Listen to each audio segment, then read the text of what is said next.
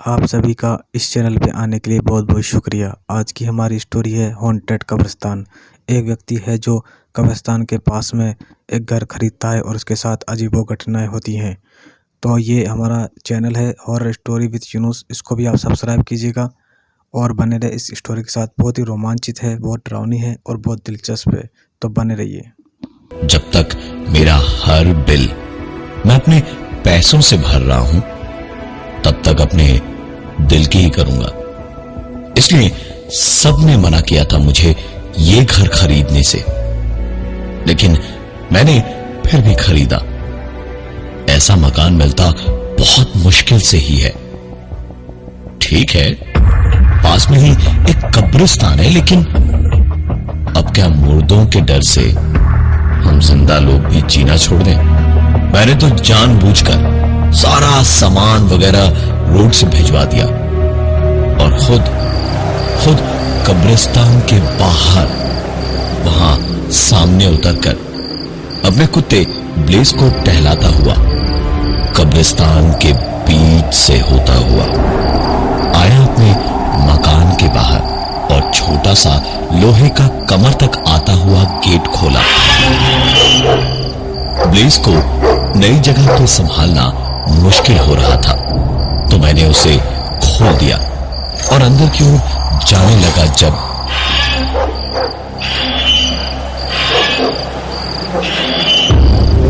मैंने पलट के देखा तो जो गेट खोलने के बाद मैं बंद करके आया था वो खुला हुआ था, और जिस ब्लेज को मैं अभी तक संभाल नहीं पा रहा था वो पूंछ हिला के इतना खुश होके रह रह के भौंक रहा था जैसे मालिक उसका मैं नहीं कोई और ही था, और रह रह के वहां मिट्टी चाट रहा था।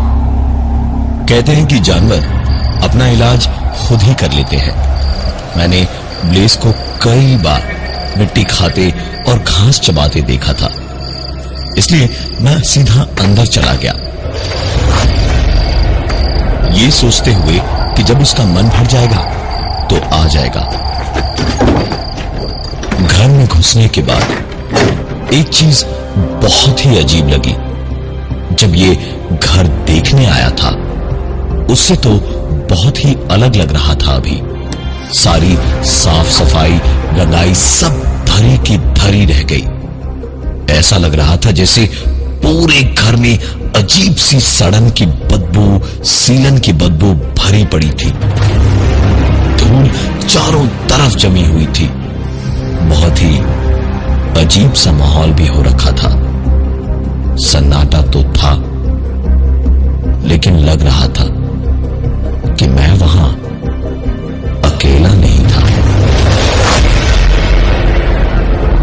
नई जगह पर ऐसी अजीब बातें होती रहती हैं। यही सोचकर मैं कुछ भी सोचे बिना सारा सामान वगैरह सजा धजा कर अपने कमरे में सो गया। अगले दिन भी मेरा मोबाइल बजा। मैंने फोन उठाया तो मेरे दोस्त गौरव का ही फोन था। सबसे आखिर में वही निकला था। उसने फोन पर कहा कि भाई दरवाजा खोल, वो बच्ची मेन गेट से दरवाजे तक जा रही है, फिर से कहीं बीच में इधर उधर ना चली जाए। मुझे लगा कि गौरव ने गलती से मुझे फोन कर दिया है, इसलिए मैंने उसे कहा कि अबे मैं महेश बोल रहा हूं, कौन सी बच्ची की बात कर रहा है तू? तो गौरव ने जो कहा उस पर मुझे यकीन नहीं हुआ, क्योंकि उसने कहा कि अरे वही बच्ची जो मेरी गाड़ी में आके बैठ गई थी लुक्का छुपी खेलते हुए। पूछा तो उसने कहा कि तेरे यहां रहती है, दरवाजा खोल के देख सामने ही खड़ी है। मैं दरवाजे की ओर बढ़ता हुआ फोन पर ही बोला, अरे यार कौन सी बच्ची, मैं तो अकेला रहता हूं यार। तूने ना बहुत ज्यादा पी ली है, इसलिए ना तुझे पार्टीज में कोई नहीं बुलाता। गौरव ने पूरी बात सुनते ही चिल्लाते हुए कहा, ओ माय गॉड, तू दरवाजा मत खोलना महेश, गलती से भी दरवाजा को मत खोलना महेश। लेकिन तब तक बहुत देर हो चुकी थी। फोन पर बात करते करते मैं दरवाजे को खोल चुका था। पर आश्चर्य की बात यह है कि दरवाजा खोलने पर मैंने देखा कोई नहीं था। मैंने ज्यादा दिमाग नहीं लगाया और वापस सारा काम खत्म करके सोने चला गया। सुबह उठा तो सोचा एक बार गौरव को फोन करके पूछ लूं कि सचमुच कोई बच्ची थी भी या सिर्फ उसके नशे में ये उसका वहम था। लेकिन 4-5 बार कोशिश करने के बावजूद गौरव का फोन नहीं लगा। मैंने भी ज्यादा दिमाग नहीं लगाया और सीधे अपने ऑफिस चला गया। ऑफिस पहुंच के बैग रखा और सबसे पहले मैंने गौरव को ही फोन लगाया। फोन एक बार में लग गया और उधर से गौरव की एक सोई हुई सी आवाज ने कहा, हेलो। मैंने इधर से पूछा कि तू कल रात की पार्टी के बाद में उस बच्ची के बारे में क्या बोल रहा था। गौरव के जवाब ने मेरे होश उड़ा दिए। उसने कहा, भाई सॉरी यार, मैं कल आ नहीं पाया तेरी पार्टी में। बहुत तबीयत खराब है मेरी यार। डॉक्टर ने 1 हफ्ते तक बिस्तर से उठने को मना किया हुआ है। मुझे यकीन नहीं हो रहा था जो भी मैंने अभी अभी गौरव से सुना था। उस दिन वो गेट मेरे बंद करने के बावजूद खुला होना, फिर मेरी पार्टी में गौरव का किसी बच्ची को देखना और वापस उसे घर तक छोड़ना, और अब खुद गौरव का कहना कि वो तो पार्टी में आया ही नहीं। मेरा दिमाग उस वक्त ऐसा लगा जैसे फट जाएगा। मैं चाह के भी अपना होश नहीं संभाल पा रहा था। ताला खोलकर बस दरवाजा खोला ही था कि अंदर देखा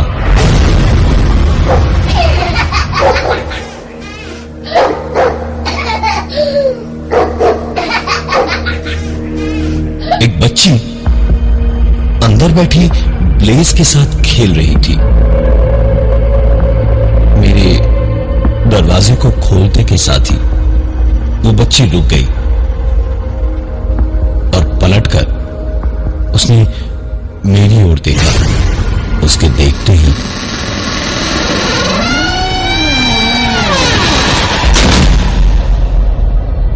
दरवाजा बंद हो गया। मैंने पूरी ताकत से धक्का मारकर दरवाजे को खोला और देखा अंदर कोई नहीं था। ब्लेज इधर उधर भौंकता हुआ उछल रहा था, जैसे कुछ ढूंढ रहा था, और फिर उदास सा होकर एक कोने में बैठ गया। मैं घर में चिल्लाता हुआ घुसा। कौन है? कौन है? कौन घुसा मेरे घर में? कौन है? कौन घुसा है मेरे घर में? मैं जितनी दिलेरी से अंदर घुसा था उतनी ही जल्दी मुझे एहसास हो गया कि कितनी बड़ी गलती कर दी मैंने, क्योंकि मेरे अंदर घुसते ही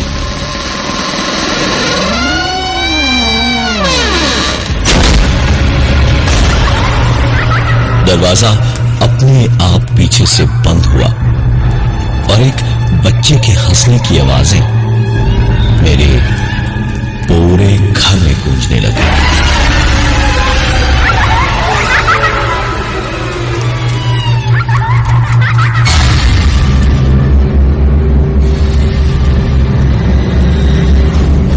मेरे लिए घर में एक पल भी रहना बहुत मुश्किल सा हो रहा था, लेकिन पूरी जिंदगी की गाढ़ी कमाई मैंने इस घर में लगा दी थी और डर के भागना मैंने कभी सीखा नहीं था।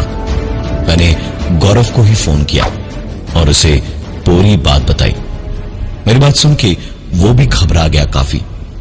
उसने कुछ देर सोचा और फिर कहा, भाई एक काम कर, पूरे घर की फर्श पे पाउडर छिड़क दे।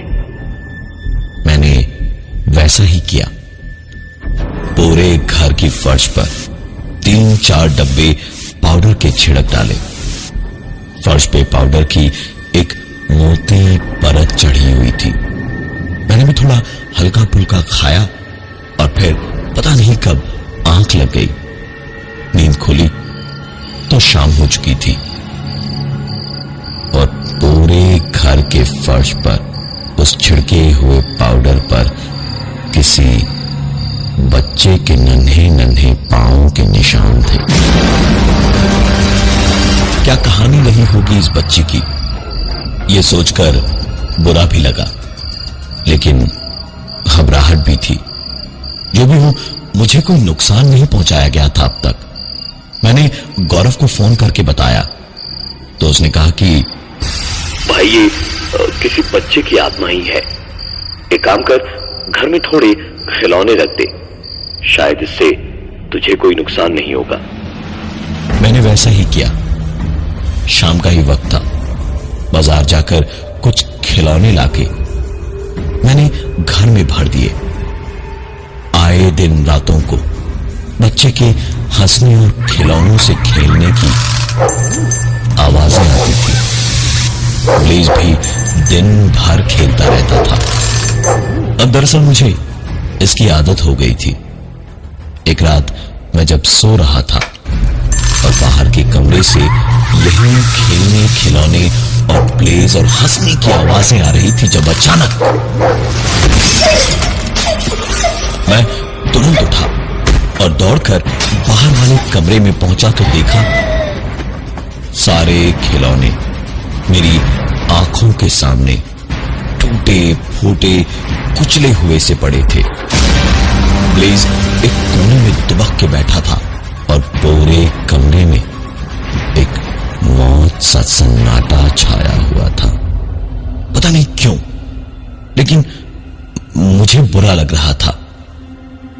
मैंने फिर से पूरे घर में पाउडर छिड़का और ऑफिस चला गया। दिन भर यही सब मेरे दिमाग में घूमता रहा। ठीक से काम भी न कर पाया। आखिरकार वापस घर पहुंचा और सबसे पहले लाइट जलाकर देखा। पूरे फर्श पे पाउडर वैसे का वैसा ही था। कोई पैरों के निशान नहीं थे।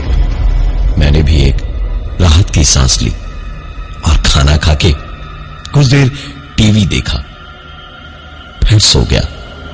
रात भर ब्लेज रोता रहा। कभी ऐसे रोता नहीं था वो, शायद उसी बच्ची के लिए रो रहा हो। मैंने भी ज्यादा ध्यान नहीं दिया और सोता ही रहा।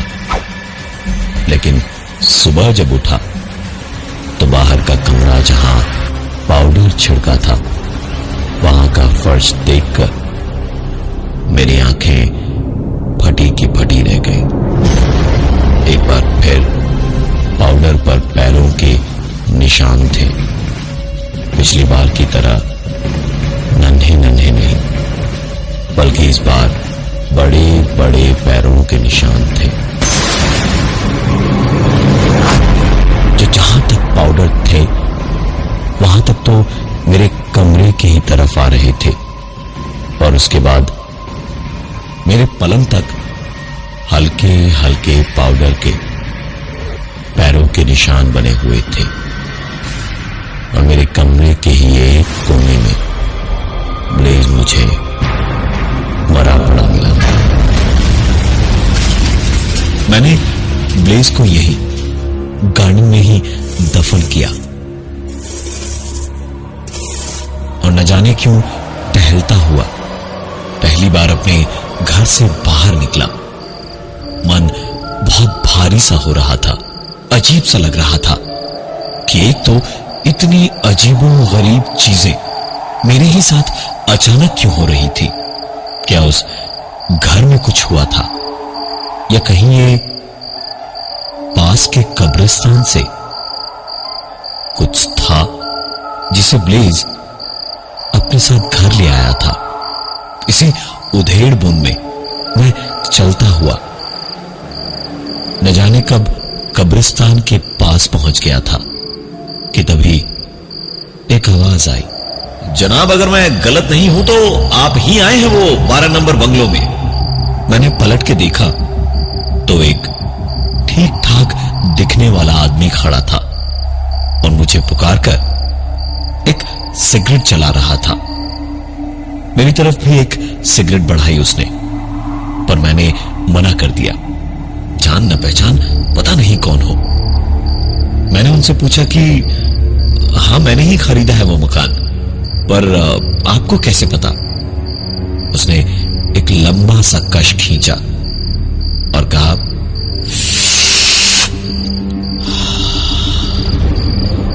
अरे सर, अपना चेहरा देखिए, परेशानी साफ दिख रही है। क्या हुआ? बच्ची दिखी क्या बाप? मुझे तो जैसे किसी ने बिजली का झटका दे दिया हो। यह सुनने की सपने में भी उम्मीद नहीं की थी मैंने पलट के उससे ही सवाल कर लिया, आप कैसे जानते हैं उनके बारे में? आपको कैसे पता वो बाप बेटी है? मतलब इसके पहले भी किसी के साथ यहां कुछ ऐसा हुआ है क्या? उस आदमी ने सिगरेट फेंकी और गहरी सी एक सांस लेते हुए उसने कहा, देखिए, जानता तो वहां पहले पीटर ब्रिगेंजा, उसकी बीवी फियोना और बेटी टीना रहते थे। एक रात कुछ साफ सफाई करते वक्त पीटर के हाथ कुछ चिट्ठियां लगी, जिनसे पता चला कि उसकी जान से प्यारी बेटी टीना उसकी नहीं, बल्कि फियोना और उसके बॉयफ्रेंड रॉबर्ट की बेटी थी। दोनों तब भी कभी कभी छुप छुप के मिला करते थे, और ये सब जान के पीटर ने वही किया जो कोई भी प्यार करने वाला करता। फियोना को उसने घर से भगा के शादी की थी।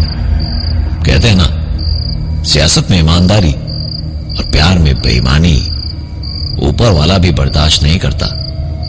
पीटर ने अपनी बीवी और बच्ची दोनों को नींद में ही गला घोंट के मार दिया और रॉबर्ट को मार के उसकी लाश रातों रात यहीं दफन कर दी, और आखिर में खुद को भी खत्म कर डाला। ये कहानी सुन के मेरी तो आंखों के आगे अंधेरा ही छा गया। मैंने ज्यादा कुछ कहा नहीं, बस इतना ही पूछा, पर आपको इतना सब कुछ कैसे पता? उस आदमी ने मुस्कुराते हुए जवाब दिया, अरे सर, यहीं पास ही में रहता हूं, मोहल्ले की खबर तो रखनी पड़ती है। मैं शुक्रिया बोलकर आगे बढ़ा तो उसका नाम पूछने को पलटा तो देखा वो चल के जा रहा था। मैंने दूर से ही पूछा, अरे पर आपने अपना नाम तो बताया नहीं, क्या नाम है आपका? वो आदमी मेरी ओर पलटा, पलटकर मुस्कुराया और हाथ हिलाकर अलविदा कहता हुआ वापस मुड़ा और चिल्लाया, रॉबर्ट रॉस! Robert Ross! मैं वापस घर जाने को पलटा तो मुझे कुछ याद आया और रॉबर्ट को मार के उसकी लाश रातों रात यहीं दफन कर दी। मैं वापस रॉबर्ट की ओर मुड़ा तो देखा वहां कोई नहीं था, और जिस तरफ वो गया उधर कब्रिस्तान का गेट था। वो मकान मैंने बेच दिया और शहर में एक दूसरा फ्लैट ले लिया।